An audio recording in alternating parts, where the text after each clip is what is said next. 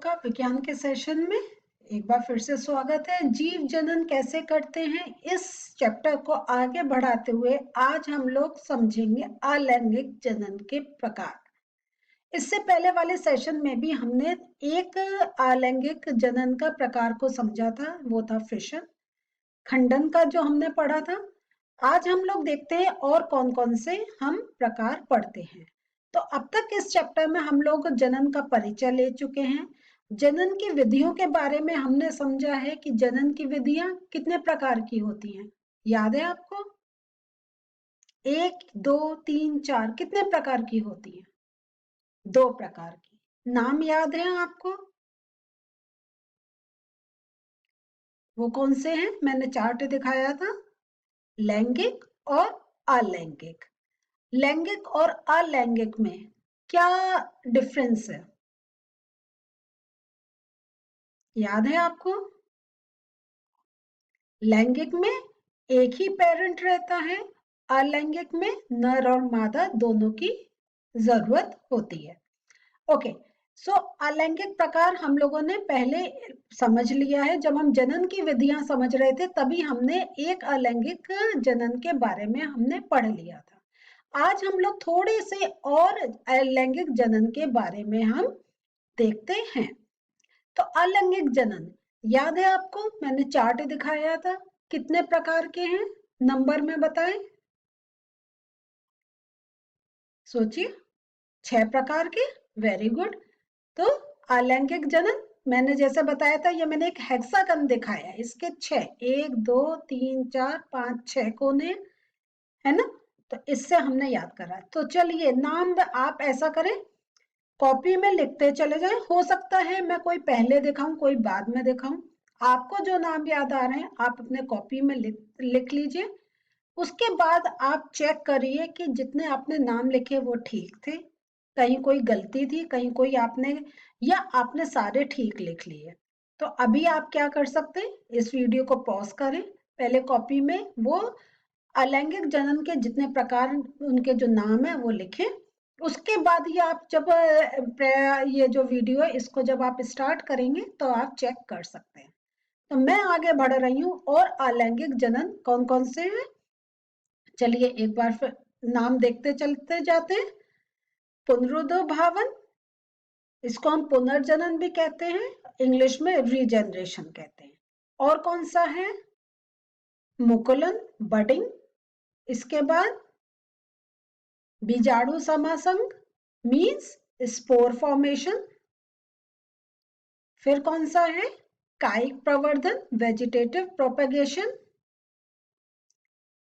फिर आता है हमारा फ्रेगमेंटेशन, खंडन। और फिर हाँ, हमारा इसके आता है फिशन, विखंडन। तो यहाँ देखें आप, यहाँ पे इनसे आप ये इन दो में आप कंफ्यूज नहीं करिएगा। ये है फिशन, ये है फ्रेगमेंटेशन। ठीक है। तो हमने इससे पहले वाले सेशन में कौन सा पढ़ लिया है? तो हमने इससे पहले वाले सेशन में कौन सा पढ़ लिया है? विखंडन, फिशन के बारे में। आज जो हम लोग पढ़ने जा रहे हैं वो है, एक तो हम पढ़ेंगे फ्रेगमेंटेशन के बारे में, और एक हम पढ़ेंगे, दूसरा जो हम लोग पढ़ेंगे वो है रीजनरेशन, पुनर्जनन। ठीक है।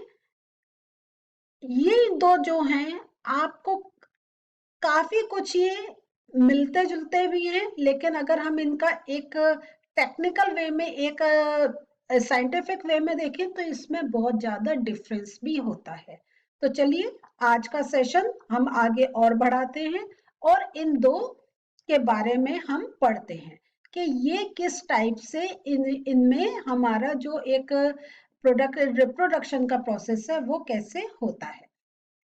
तो खंडन, फ्रेगमेंटेशन, तो आप ये देखें, आप विखंडन मीन्स होता है टूटना, है ना।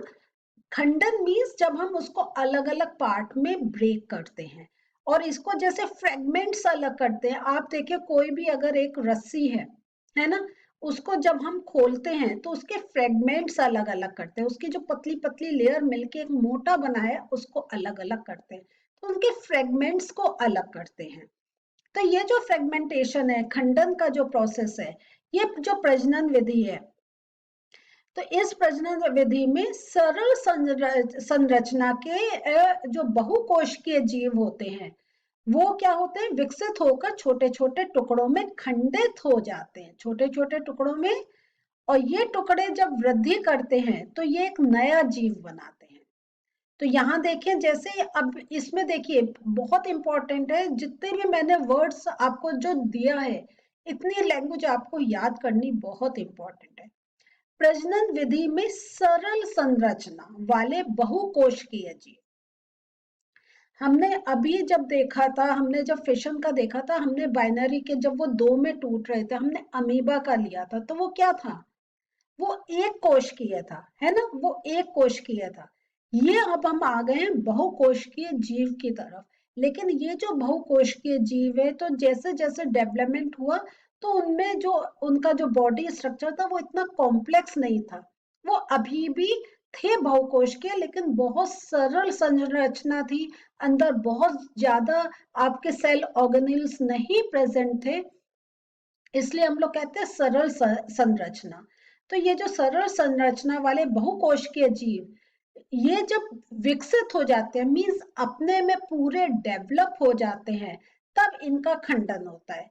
क्योंकि आप ये क्यों हम कह रहे हैं कि जीव विकसित होकर छोटे छोटे टुकड़ों में, क्योंकि आगे आप देखें तो ये टुकड़े वृद्धि कर नए जीव में विकसित होते हैं। तो यहाँ पर देखिए ये जो है, ये जैसे है, ये अभी छोटा है, ये अभी पूरी तरीके से डेवलप नहीं हुआ, तो ये अभी इसका खंडन नहीं हो सकता है। जब ये पूरा डेवलप हो जाएगा तब इसका खंडन होगा।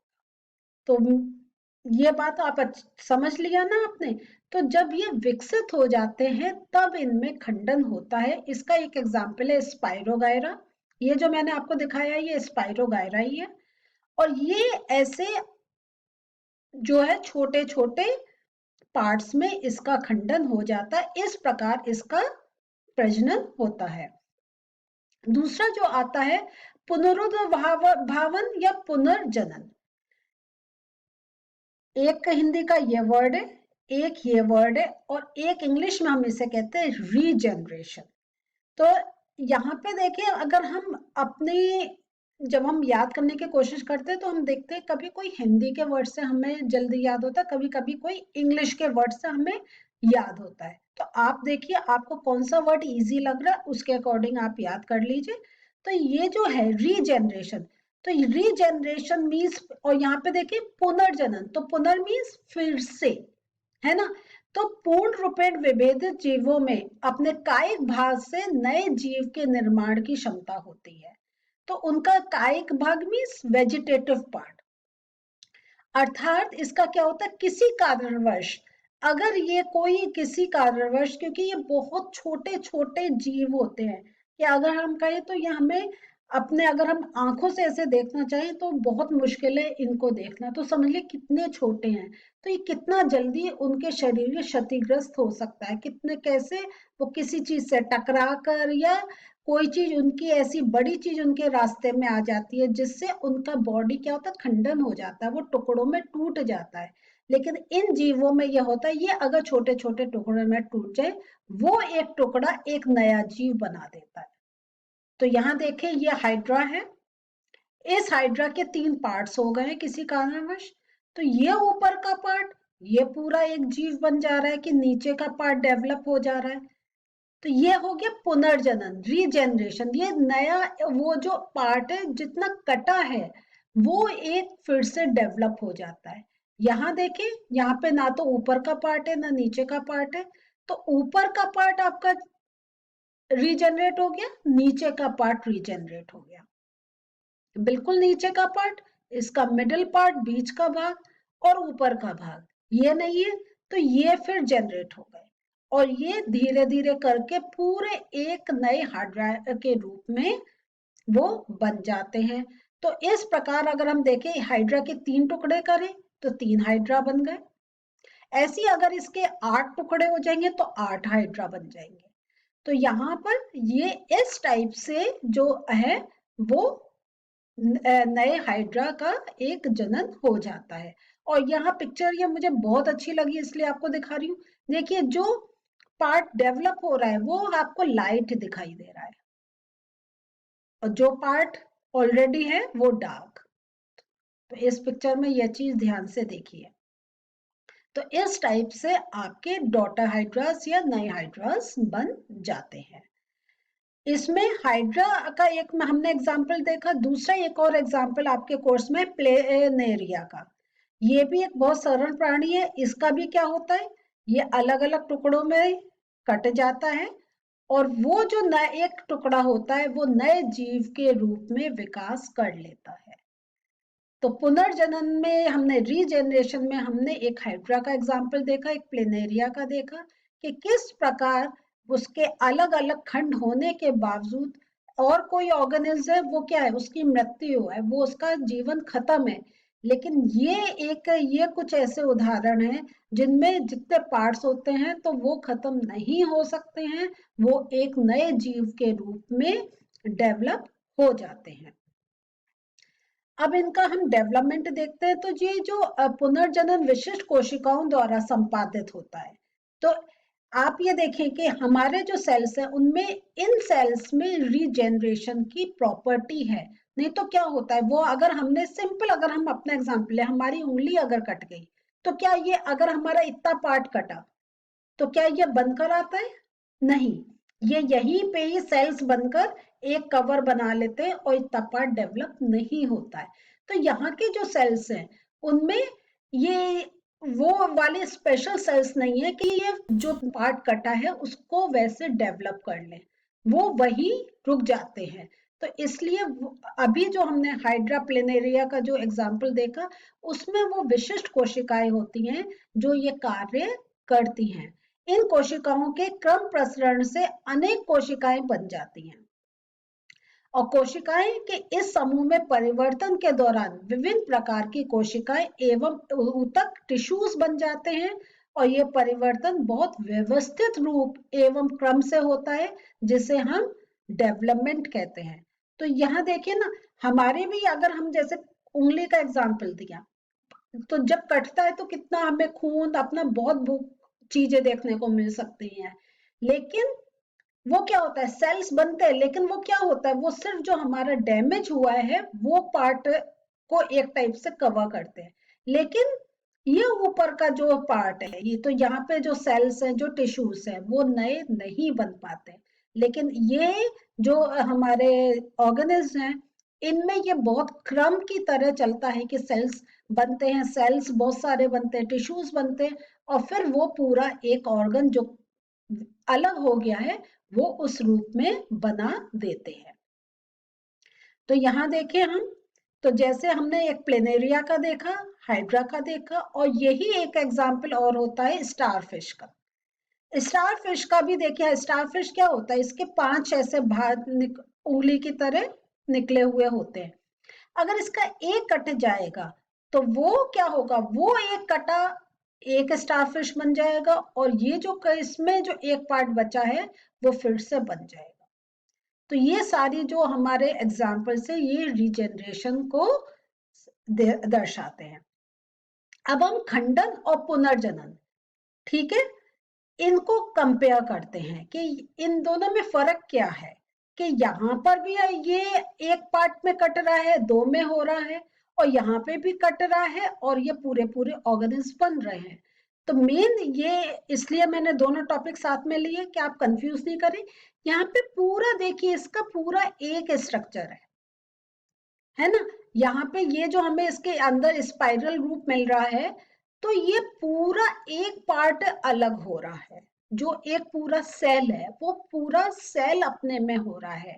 लेकिन यहाँ पे जो हम देख रहे हैं इसके जो खंडन है, तो इसका एक अलग रूप है, इसका एक अलग रूप है, और वो दोनों जो अलग रूप हुआ उसको रीजेनरेट कर ले रहे हैं। यहाँ पे रीजेनरेशन नहीं हो रहा है, यहाँ पे एक पूरा बॉडी कट रहा है और 2 में विभाजित हो रहा है। तो खंडन और पुनर्जनन का अक्सर क्वेश्चन में डिफरेंस पूछा जाता है। कभी कभी पिक्चर दिखा के भी आपसे पूछा जा सकता है ये जो है ये क्या दिखा रहा है, खंडन है या पुनर्जनन। तो आप इन पिक्चर्स को अच्छी तरीके से देखें और समझ लिए ये दोनों बिल्कुल एक अलग प्रोसेस होते हैं। तो आज हमने क्या पढ़ा, आज हमने पुनर्जनन का देखा कि रीजनरेशन कैसे हो रहा है, खंडन कैसे हो रहा है, इन दोनों को हमने समझा। तो ये एक प्रकार के जनन है और ये बड़े यूनिक हैं और आपको बड़ा सुनने में भी लगा होगा कि कैसे ये क्या एक हमारे अगर हम नेचर में देखें तो कितने प्रकार के जीव हैं और उनकी क्या क्या खासियत हैं जो हमें जब हम पढ़ते हैं सीखने को मिलती है। अगले सेशन में फिर से मिलते हैं। बाय।